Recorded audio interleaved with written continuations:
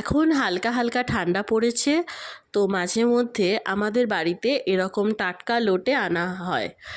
এই মাছ যেরকমভাবে করবে ভালো লাগে। তো আমি আজ বানাবো বেগুন লোটে।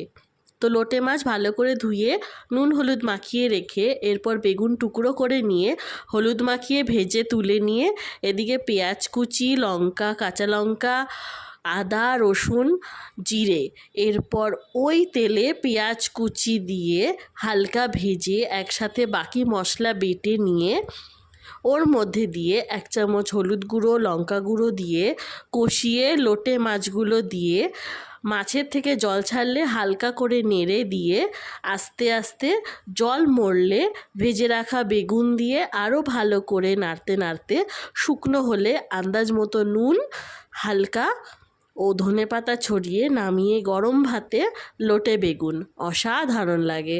আর ভিডিওটা ভালো লাগলে লাইক কমেন্ট করবেন।